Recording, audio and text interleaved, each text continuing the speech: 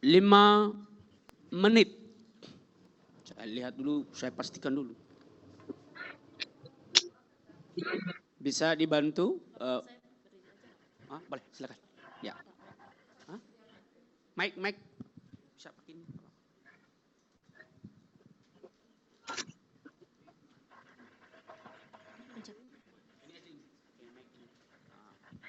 Soalnya aku mengingatkan kalian aja.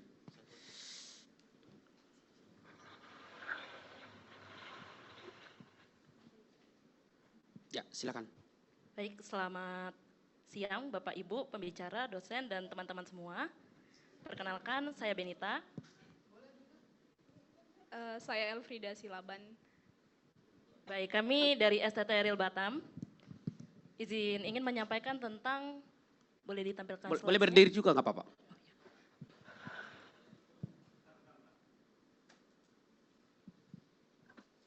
Baik, sambil menunggu ya, kami mau memperkenalkan, kami ini kesamaan kami sama-sama dari STT Real, dan kesamaan kami yang kedua adalah sama-sama Gen Z. Jadi kami akan membawakan hal yang berkaitan erat dengan Gen Z gitu ya, tentang bagaimana personalisasi dari pastoral counseling dari ChatGPT itu bisa berdasarkan algoritmanya ChatGPT gitu.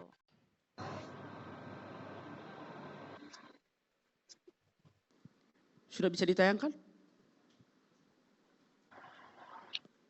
Mungkin buat teman-teman ya yang ada di bangku kuliah sekarang, mungkin juga para Gen Z itu udah terbiasa untuk curhat dengan ChatGPT, ya atau ya? Ya, curhat dengan ChatGPT itu juga keresahan saya. Fenomenanya itu, kita manusia ini udah sama-sama diajarin sama Daud buat curhat sama Tuhan ya lewat Mazmur, tapi kok kita masih rentan gitu untuk curhatnya sama ChatGPT gitu. Apakah dosa, apakah salah? Kembali lagi akan kita selidiki gitu di dalam penelitian ini.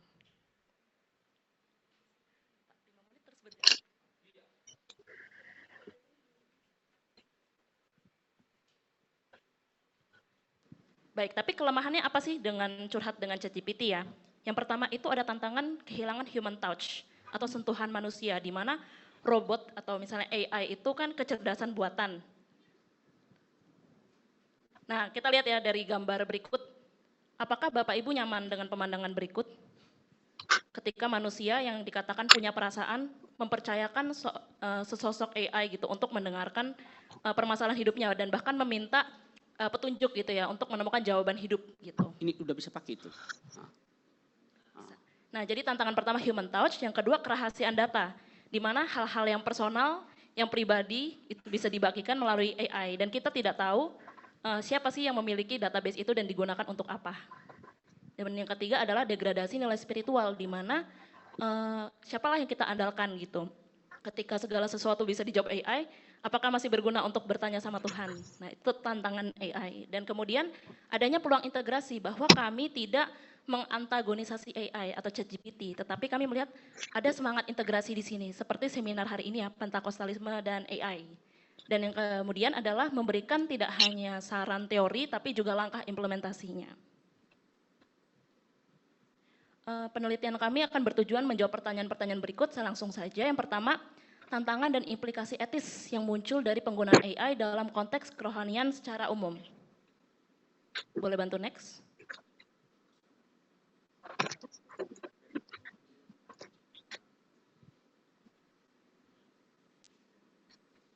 Baik, di dalam temuan utamanya, ketika ChatGPT itu digunakan untuk curhat, jadinya permasalahan kita itu cenderung bolak-balik lagi ke dalam pemikiran sendiri gitu, di mana permasalahan kita ujung-ujungnya diinternalisasi lagi dan tidak menghasilkan transformasi yang dibilang sebelumnya juga oleh pembicara-pembicara sebelumnya, tidak ada transformasi di dalam penggunaan ChatGPT ketimbang mencari pembimbing rohani dan juga ketiadaan sosok otoritas rohani, di mana kita tahu siapa yang kita percayakan untuk menjadi konselor ya dalam konteks pastoral counseling itu pasti telah menerima pengurapannya dari Tuhan. Dan kemudian juga kerahasiaan data yang sensitif dan ketiadaan akuntabilitas, di mana siapa yang bertanggung jawab gitu atas keputusan yang diberikan oleh ChatGPT, atas dasar apa gitu dia menciptakan itu, dia nggak bertanggung jawab. Jadi melalui tantangan ini kita dapat melihat bahwa ChatGPT itu tidak layak menjalani fungsi sebagai konselor, namun dapat dimanfaatkan sebagai alat konseling.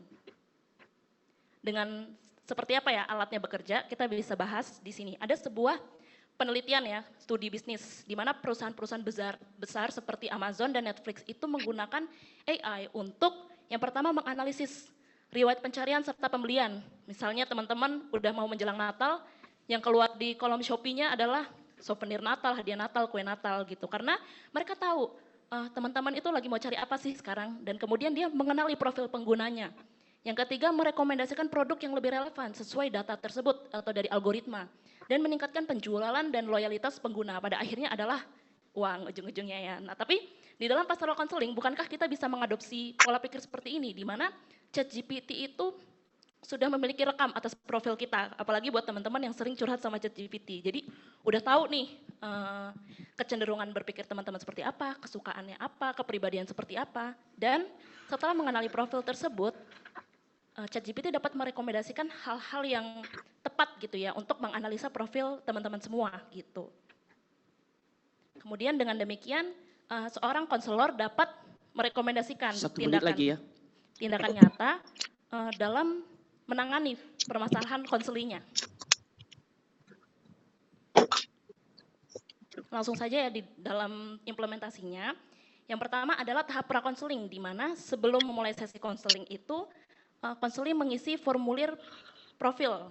Ketika ditanyakan anak keberapa, latar belakangnya, itu kan untuk mendapatkan gambaran tentang profil seseorang. Dan kemudian adalah permohonan konsen penggunaan. Apabila memang konseling ini sering curhat sama ChatGPT, ditanyakan bersedia tidak datanya untuk kami gunakan dalam proses konseling. Contoh langsung, ketika kasusnya itu lagi putus cinta gitu ya. Sebelum sesi konseling, konselor boleh memberikan prompt pertanyaan gitu. Untuk mengetahui seperti gambar diri sendiri, halangan-halangan yang memungkinkan saya untuk susah move on, dan juga gaya keterikatan dalam hubungan. Kemudian dapat diberikan hasil, yang mungkin aja sebagai konseling nggak pede gitu ya, nggak terbuka kepada konselornya, dia bisa sensor beberapa bagian ya dia rasa, oh nggak mau diketahui orang lain nih gitu. Tetapi dari data ini, konselor itu dapat mengetahui kurang lebih profil konselingnya seperti apa, dan kemudian menciptakan cara konseling yang sesuai atau dipersonalisasi dengan kepribadian dan profilnya.